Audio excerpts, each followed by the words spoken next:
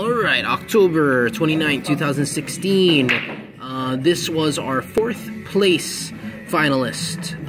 He was playing Insektor-Metal foes. He goes by the name of Kaya Lebanon. Kaya, how was your dueling experience tonight?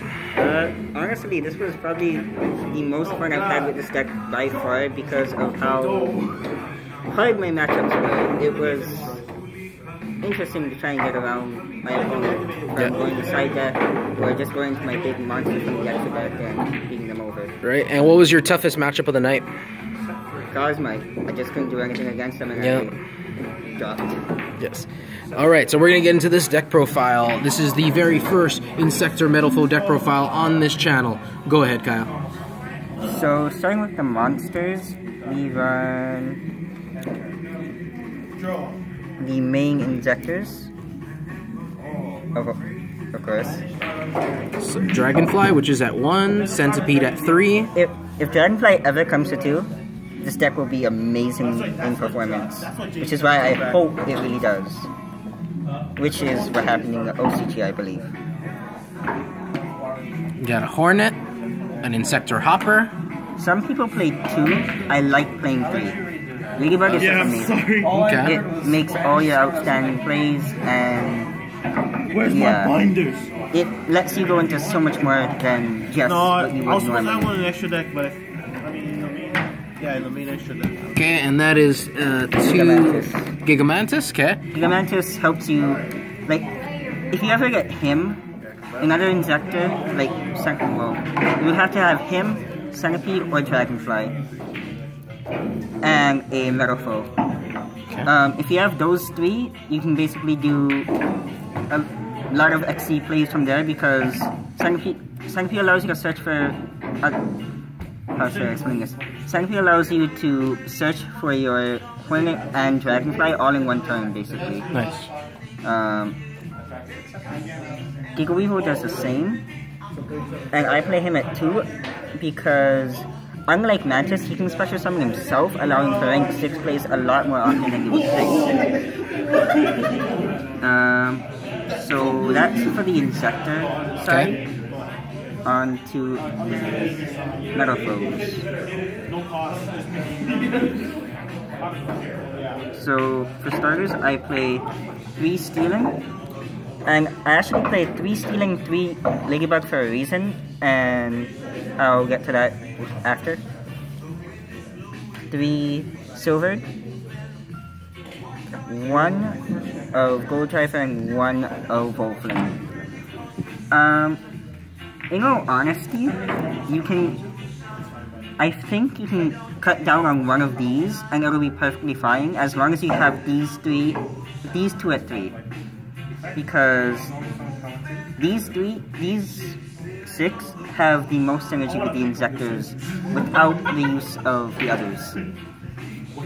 These Gold Drive allows for rank 4 plays with like E-Tele or something. And Volflame, he's just there as a scale of 8, nothing else really. On to the spells. Oh, wait. And also Maxi. Of course. Yeah. For consistency. And also another reason, but you don't really want to use them for that, but I'll show after. 2 Zecticaliber. This helps for beefing up your Injectors like Centipede, or if you don't have Gigamantis for that Metal foe, Centipede, or Dragonfly, or Giga Injector combo, you can just use the sword because he equips automatically from the hand. And this is the reason I run so much level 2s. Insect Imitation. This is the heart and soul of the deck. I love it. Has to be at 3. Wouldn't put it any lower. Tribute 1 monster on your field. Special summon 1 insect from your deck to the field that's 1 level higher. This is how you get your Dragonfly to the field. You can get your Centipedes. And you can go from there. That's why you run E-Tele just in case you draw into this and E-Tele, you automatically have a Dragonfly. If you have Ladybug or Hornet, you can go and use their effects too. Also, if you use this with Ladybug, you can go instantly into rank 4 or 5. 2 Twin Twisters, 2 Hand Destructions. Hand Destruction is just to get through your deck. You kind of want things in your graveyard, that's why you use this instead of any other draw power. You can just discard what you don't need, draw 2, and if you're going for the OTK, you don't care what your opponent draws. Unless they stop you, and that's when you cry. Foolish Burial to get whatever you need into the grave. Upstart. Emergency Teleport as explained. And the Fusion because obvious reasons. That's about it for the spells. Yeah, that's the spells. Moving on to the traps. 2 combination. I have had the feeling of boosting this up to 3, but at 2 I already see it enough in my opening hand already, so that's why I haven't bumped it up to 3 yet. But if anything changes, if anything does happen to the consistency of the deck, I probably will have to bump this up to 3. But that's just an if, and of course, the 2 Solemns. I only won the Solemn Warning main deck because it helps me the first time, and Strike because sometimes if my opponent activates a monster effect that I don't want, like disrupting my entire field, I can just strike it. But I only run 2 because I don't want damage traps. Do you want to go to extra deck? Yes, moving on to the extra deck. Okay, so first of all, my favorite 2.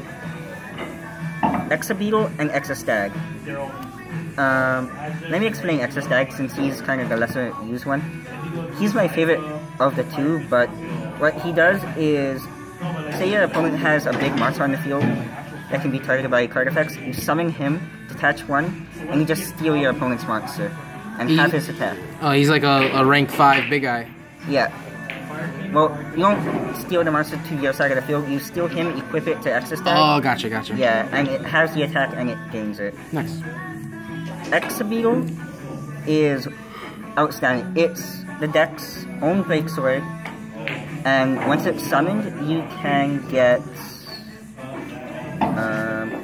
where is he? Gigamantis. If this thing is in your grave prior to summoning Exabeetle, you summon Exabeetle, activating effect, equip Gigamantis, automatic 3600 beat stick.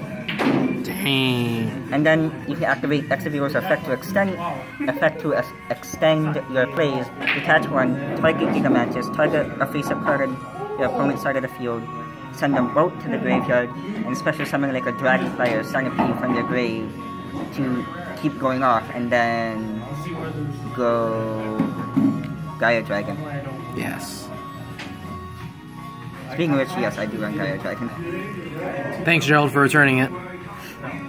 Yeah, that was a odd incident, but oh well. One Acid Golem, big beat stick, not much else. I kinda got trapped at one point because I summoned it recklessly and did not realize I didn't Xyz with my Dragonfly beforehand, and I ended up screwing myself over. Yes, Acid Golem should be the last thing to be summoned. Yep. Learned that the hard way. Dante, of course. Obvious reasons. You want stuff in the grave, and if you mill Gigamantis, even better.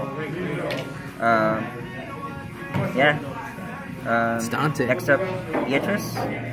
Beatrice, if you have the availability for a rank 6 play, but it's your opening turn, you don't want to go for Exabeetle because he's more for OTKs.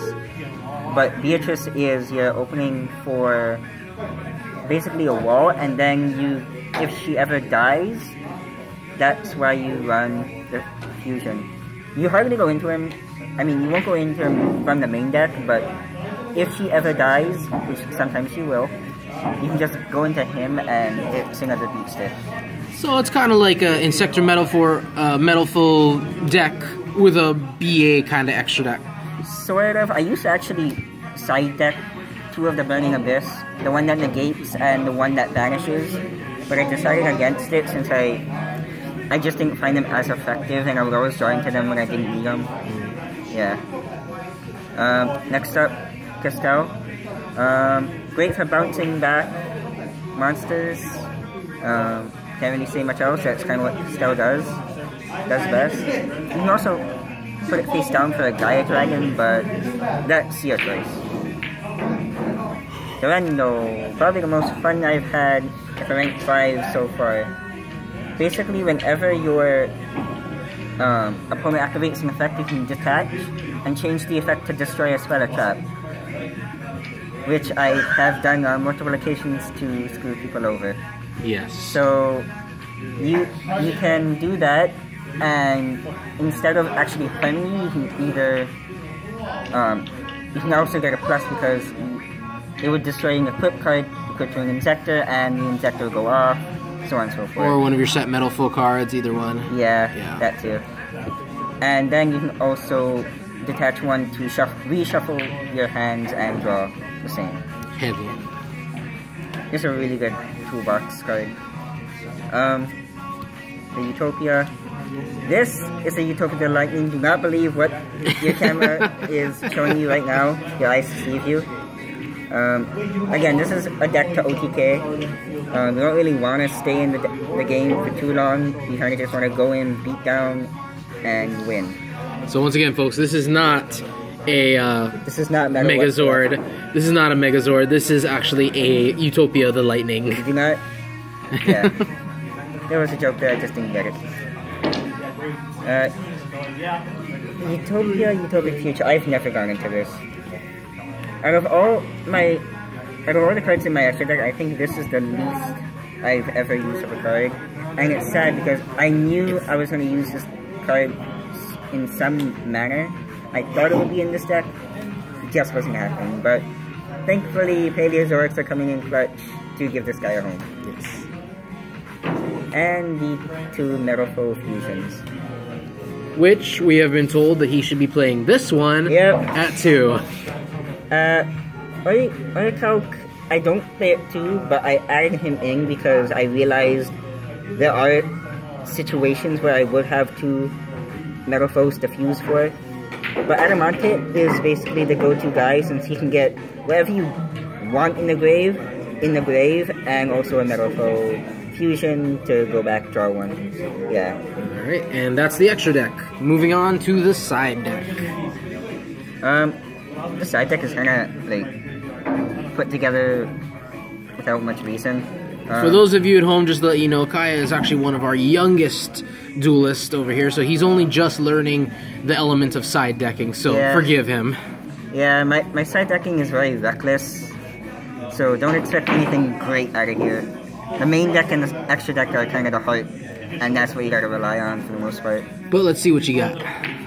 So 1 Genix Ally Birdman. This is just in case you want to troll your opponent and they carry a lot of back row. You can go into Underground Arachnid a lot. Because you just spam the field with level 3s, activate Genix Ally Birdman, bounce one back, maybe a Dragonfly to save him. And then you sync for 6, and that's when you bring out Arachnid. And basically when she attacks, your opponent can't activate spells or traps. And once per turn, she can equip 1 monster your opponent controls to her. So it can clear the field at times. It's not the greatest, but it works for decks like decks that just run a lot of back row and like anti-meta. Just a person who just throws out various statues. No, I was against anti-meta, but yeah, sometimes. 3 Kaijus. I was told to put it at 2 in the deck. I'm just not feeling it. I run Thunder King, Jizukira for beat sticks, because again, OTK, you want to clear the field, and Gamma Seal because it's the weakest, obvious reasons, yeah. You will not know his true power unless you play it with the towers. Ghost Ogre kind of just throw it in there because it's a tuner. I know you can't make Arachnid because it's a light. It has to be a dark for Arachnid. But it's Ghost Ogre, yeah, so it stays. Plus it's a rank 3, you can get it off E-Tele, make rank 3s, whichever. Zector Hawk, gain 1,000, good against heavy back row. I might put this at 2 in the main deck, not main deck, side deck, because I came across a lot of back row heavy decks, and to gain 1,000 and be over, and go over spells and traps is pretty good. A lot of people don't like it though, which is understandable. Creature swap, if you're up against a deck that you really need to fight against. Say you have an opponent with Cyber Dragon Infinity on the field, summon a Ladybug, attempt to like insect imitation it, they negate that, creature swap, just use the Cyber Dragon Infinity. But that's if they have only one card on the field. Wouldn't recommend this if they have more than one. Because then they get to choose. Yeah. Yes. Kaiju Slumber. You can discard this card off of hand destruction, and then next turn you can just search a Kaiju that you need or something like that. It has uses in the graveyard, and it's a dark hole. It works. Yeah. Dark Hole, clear the field. I haven't used it. Out of all the side deck cards, I would probably change this the most. Bottomless and Trap Hole, Nightmare. These two are in here because of Rafflesia. Sometimes you're up against a deck that wants to go second, and to go first, sometimes you'll have Ladybug and Insect Imitation. You can go straight into Rafflesia and more. So to have a 2500 ass on the field that can just automatically use Bottomless or Trap Tricks, like Trap Hole Nightmare, is pretty good. This is like a pseudo sort of Solemn Strike-ish card, and Bottomless is obvious. Alright. And some tempo. Just for those decks that spam rank 3s and you just want to get Nexi material off of it, use this, gain some attack, cross your fingers and hope to kill. Alright, and that's the deck profile, folks. We will... oh, go ahead. Final thoughts. This deck is a very big sometimes. It's all depending on your opening and draw. Like, your draw can save you or it cannot help and you will die. It's meant to make a boom or a bust. So it's kind of a roulette, you know? Yeah. So if you're looking for a competitive version of the deck, you may want to look elsewhere, but if you're looking for a fun deck to play at like locals or something like that, I attempt to try and make this version or find something else that works for you. Nice. Alright folks, and that's our last deck profile of the night. So, don't forget to scoop in the end phase.